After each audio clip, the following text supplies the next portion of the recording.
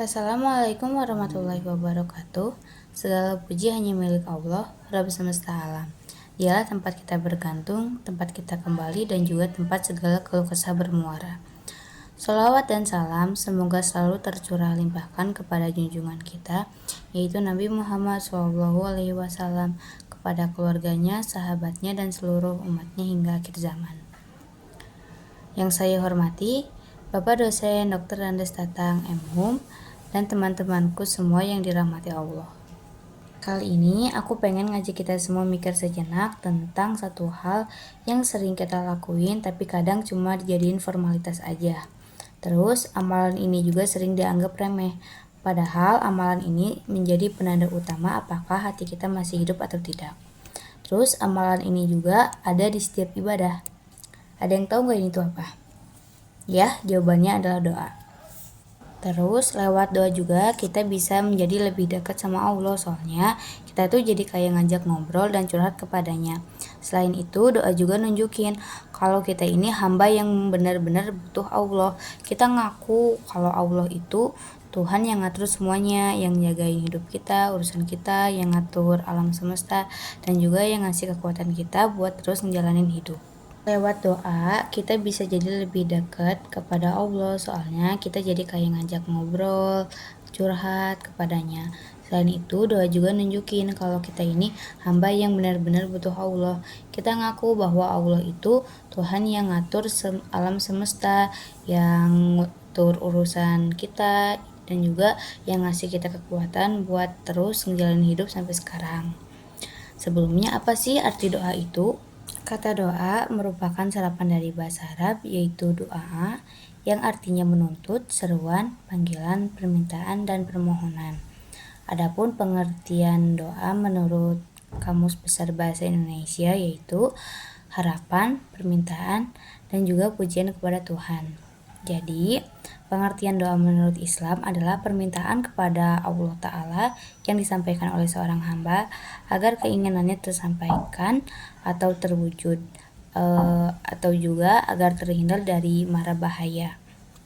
Sedangkan pengertian doa yang dituturkan oleh Imam Hafiz Ibnu Hajar dari Imam At-Thayyibi dalam kitab Fathul Bari merupakan sikap berserah diri dan merasa membutuhkan Allah, karena tidak dianjurkan ibadah melainkan untuk berserah diri dan tunduk kepada Sang Pencipta dan merasa butuh kepadanya. Jadi pengertian ini tuh gak beda jauh sama pengertian sebelumnya, di mana keduanya sama-sama menegaskan bahwa doa merupakan sikap seorang hamba yang membutuhkan Tuhannya dalam keadaan apapun. Nah, tadi kan menurut penuturan Imam Hafiz Ibnu Hajar dari Imam At-Thayyibi dalam kitab Fathul Bari menjelaskan kalau dalam ibadah tidak dianjurkan berserah diri dan tunduk kalau bukan kepadanya. Artinya, kita beribadah buat memenuhi kewajiban kita sebagai seorang hamba kepada Allah kan. Artinya juga kita ngelakuin kewajiban kita biar terhindar dari kemurkaannya dan juga mengharapkan akan pahalanya, bukan? Nah, sikap dari berharap dengan pahalanya dan terbebas dari kemurkaannya inilah secara gak langsung itu doa loh. Jadi, apakah ibadah bisa dikatakan sebagai doa? Jawabannya iya. Pengertian doa dalam Islam secara luas merupakan ibadah kepada Allah. Jadi semua ibadah yang kita lakuin, baik sholat, zakat, puasa, haji, semuanya juga tercakup dalam pengertian doa. Jadi doa itu masuknya ke permohonan atau ke ibadah sih. Nah, terdapat dua pengertian atau dua jenis doa yang digunakan dalam istilah syariat Islam. Yang pertama yaitu doa masalah atau bisa juga doa permintaan dan juga doa permohonan. Maksudnya seseorang berdoa kepada Allah Ta'ala dengan ucapan lisannya, meminta kepada Allah Ta'ala dan memohon dengan sepenuh hati kepadanya agar mendapatkan kebaikan yang dia inginkan, atau agar terhindar dari suatu keburukan atau mara bahaya. Inilah pengertian yang sering kita pahami sebagai doa. Yang kedua ada doa ibadah. Maksudnya semua jenis ibadah yang kita lakuin pada hakikatnya adalah doa. Buktinya kalau kita berdoa kepada Allah, Buktinya kalau kita beribadah kepada Allah Ta'ala, tujuannya supaya kita mendapatkan ridho kepadanya, bukan untuk selamat dan terbebas dari hukumannya kan? Jadi pada hakikatnya seseorang yang beribadah kepada Allah sama aja sedang meminta kepada Allah Ta'ala, yaitu meminta agar ibadahnya tersebut diterima, mendapatkan pahala, dan juga diampuni dosa-dosanya, meskipun dia tidak mengucapkan permintaannya tersebut secara langsung. Nah, jadi kalau dibedain mah gini, ada doa langsung sama doa gak langsung. Kalau doa langsung kita minta, kita ngucapin apa yang kita mau, yang mau dikabulin sama Allah. Tapi doa yang gak langsung mah kita gak nyebutin langsung apa yang kita mau, tapi dilihat dari tujuan yang diinginin sama hati kita. Nah, dalam Islam, doa adalah ibadah yang paling mulia di sisi Allah. Hal ini ditegaskan oleh Rasulullah SAW dalam hadis yang diriwayatkan oleh Abu Hurairah dengan Musnad Ahmad, yang artinya tidak ada yang paling mulia di sisi Allah Subhanahu wa Ta'ala daripada doa.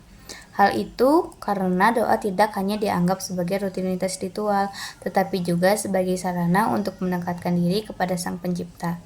Doa merupakan elemen penting dalam kehidupan seorang muslim, sebagai bentuk ibadah dan komunikasi langsung dengan Allah. Doa memiliki peran yang sangat penting dalam membimbing, menguatkan, dan juga memberikan makna kepada setiap aspek kehidupan seorang muslim. Nah, berikut ini ada beberapa pentingnya dari doa itu sendiri. Pertama, doa sebagai pintu komunikasi dengan Allah. Doa bukan hanya sekedar rangkaian kata-kata, melainkan juga sebagai bentuk ibadah yang mendalam. Dengan berdoa, seorang muslim menjalin hubungan langsung dengan Allah, menunjukkan ketergantungan penuh kepadanya. Yang kedua, doa sebagai bukti kekuatan dan kelemahan manusia. Dalam Quran Surat Al-Mu'min ayat 60 yang artinya, dan Tuhanmu berfirman, berdoalah kepadaku, niscaya akan kuperkenankan bagimu. Sesungguhnya orang-orang yang menyombongkan diri dari menyembahku akan masuk ke neraka jahanam dalam keadaan yang hina. Di sini Allah ngejelasin bahwa doa merupakan bukti ketergantungan manusia kepadanya. Orang yang sombong dan meninggalkan doa menunjukkan ketidakmampuannya untuk mengakui kekuasaan Allah. Yang ketiga, doa sebagai penghilang kesusahan. Ibnu Qayyim al-Jauziyah rahimahullah mengatakan, siapa yang menghadirkan hati dalam doa, dalam keadaan darurat ia meminta, dan kuat rasa harapannya, maka hampir-hampir doanya sulit untuk ditolak. Hadis ini mengajarkan bahwa doa bukanlah tindakan terakhir, melainkan solusi pertama saat menghadapi kesulitan. Allah lebih mendengarkan doa hambanya saat ia berada dalam kesulitan dan keputusasaan. Yang keempat, doa sebagai penyembuh hati. Dalam Quran Surat Yunus ayat 57 yang artinya, wahai manusia, sungguh telah datang kepadamu pelajaran Al-Quran dari Tuhanmu, penyembuh bagi penyakit yang ada dalam dada dan petunjuk serta rahmat bagi orang yang beriman. Ayat ini menekankan bahwa doa memiliki kekuatan untuk menyembuhkan berbagai penyakit hati, seperti rasa iri, dengki, kebencian. Doa juga membantu membersihkan jiwa seorang muslim dari sifat-sifat negatif. Yang kelima, doa sebagai sarana peningkat rezeki. Allah berfirman dalam surat Al-Baqarah ayat 186 yang artinya, dan apabila hamba-hambaku bertanya kepadamu tentang aku, maka jawablah bahwasanya aku adalah dekat. Aku akan mengabulkan permohonan orang yang berdoa apabila ia memohon kepadaku, maka hendaklah mereka itu memenuhi segala perintahku dan juga beriman kepadaku, agar mereka selalu berada dalam kebenaran.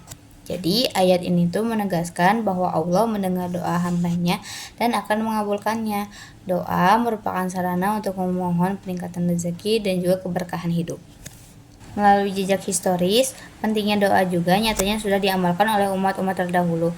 Bahkan para nabi dan rasul pun mempercayai bahwa doa yang mereka panjatkan buktinya terkabul setelah mereka berserah diri dan memohon pertolongan kepada Allah. Seperti Nabi Ibrahim yang berdoa saat ia dibakar hidup-hidup oleh Raja Namrud, lalu ia berdoa lalu api tersebut menjadi dingin. Terus juga Nabi Yunus yang berdoa dan juga bertobat di dalam perut ikan paus, lalu Allah mengeluarkannya. Pernah gak sih kalian ngerasa capek banget, kayak lagi stres sama tugas, kayak lagi kecewa karena disakitin seseorang, dan juga ngerasa sendiri? Sebenarnya itu benar-benar manusiawi tahu, karena pada awalnya Allah itu nyiptain kita dalam kondisi lemah, Kita itu gampang lapar, gampang capek, gampang galau, gampang sedih. Dan ternyata juga semua rasa itu Allah ngasih itu bukan buat nyiksa kita, tapi supaya kita sadar kalau kita ini nggak bisa jalanin sendiri. Kita bakal selalu butuh pertolongan Allah. Jadi kalau dianalogiin itu kayak charger HP. Jadi mau sehebat atau secanggih apapun HP-nya, kalau baterainya habis terus nggak di-charge, sama aja pasti bakal mati. Nah, gitu juga hati kita. Doa itu chargernya iman. Saat hidup kita mulai lowbat istilahnya, kita pasti butuh Allah untuk berdoa kepadanya biar kita kuat lagi. Tanpa doa hati kita bisa mati rasa. Dengan demikian juga menjelaskan bahwa doa memiliki peran penting dalam kehidupan seorang muslim. Doa bukan hanya sekadar permohonan, tetapi juga sarana untuk mendekatkan diri kepada Allah, memperkuat iman, dan juga membersihkan hati.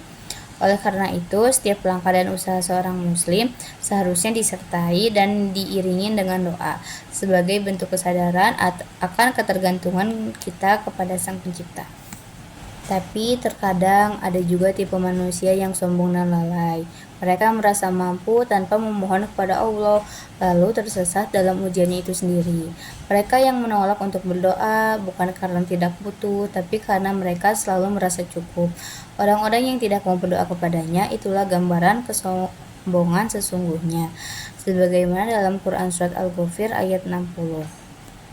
Padahal kalian tahu gak sih kalau Allah Subhanahu wa Ta'ala itu berjanji akan memberikan pahala kepada orang-orang yang berdoa meskipun tidak dikabulkan doanya. Namun supaya lebih gampang terkabulkan doanya, ada juga adab-adabnya tahu biar doa kita jadi gampang terkabul. Adab-adabnya yang pertama yaitu berdoa di waktu-waktu yang mustajab atau yang diberkahi oleh Allah, seperti hari Arafah, saat mau berbuka puasa, saat turun air hujan, saat meminum air zam-zam, dan juga saat sepertiga malam terakhir bulan Ramadan. 2. Mengkokohkan kepercayaan bahwa doa itu akan diperkenankan oleh Allah dan tidak merasa gelisah jika doa itu belum terkabul, karena Allah tahu yang terbaik untuk kita. Tapi setidaknya kita udah berusaha dan juga berdoa. Yang ketiga, mengulang-ulang doa. Yang keempat, merendahkan diri, tunduk, dan juga merendahkan suara. Yang kelima, menghadap kiblat. Yang keenam, tidak buru-buru. Yang ketujuh, meminta dengan kesungguhan serta yakin akan dikabulkannya dengan penuh pengharapan. Abu Hurairah meriwayatkan bahwa Nabi bersabda, yang artinya berdoalah kepada Allah dan yakinlah bahwa doa itu akan diijabahi. Sebab Allah tidak akan mengabulkan dari hati yang kosong dan lalai.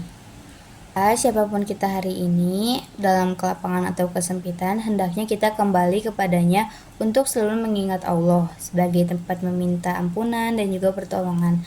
Doa bukan sekedar rangkaian kata, tapi juga merupakan suatu pernyataan iman bahwa kita ini lemah dan membutuhkan Allah. Allah merupakan satu-satunya tempat kita bergantung. Namun kita juga nggak boleh berdoa saat hanya ada kesulitan datang.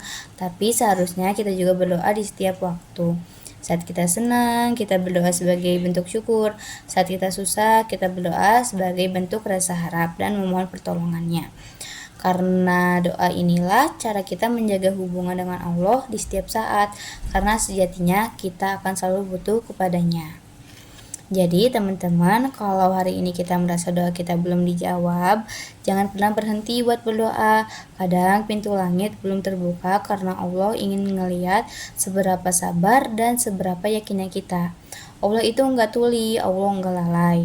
Allah hanya memilih waktu yang paling tepat untuk mengabulkan doa-doa dari hambanya dan juga untuk membukakan pintu-pintu rahmatnya. Jadi teruslah mengetuk, teruslah berdoa, karena setiap doa adalah tanda bahwa kita belum menyerah dan masih yakin akan pertolongannya. Jadi mulai sekarang, yuk jangan ngeremehin doa, bukan cuma pas susah doang, tapi pas kita lagi senang juga. Jadiin doa sebagai habit atau kebiasaan, sebagai gaya hidup, sebagai bukti bahwa kita ini hamba yang sadar diri kalau kita ini lemah. tapi kita punya Allah Subhanahu wa Ta'ala yang Maha Kuat. Semoga kita termasuk golongan yang tidak pernah lepas dari doa, karena selama kita masih berdoa, itu tandanya bahwa hati kita masih hidup, itu tanda bahwa kita masih yakin kepada Allah. Semoga Allah jadikan kita hamba-hamba yang rendah hati, hamba yang tidak pernah malu untuk terus meminta dan berharap kepadanya. Jangan pernah malu buat minta kepada Allah, tapi malulah kalau kita nggak pernah minta. Dan juga semoga Allah senantiasa melimpahkan rahmat kepada kita semua serta hidayah dan perlindungannya hingga akhir hayat nanti. Mungkin apa yang saya sampaikan tadi masih jauh dari kata sempurna. Kalau ada kata-kata yang kurang berkenan atau mungkin kurang sopan, saya mohon maaf sebesar-besarnya. Yang baik itu datangnya dari Allah dan yang kurang itu murni dari saya pribadi. Terima kasih sudah mendengarkan video ini dengan baik sampai akhir.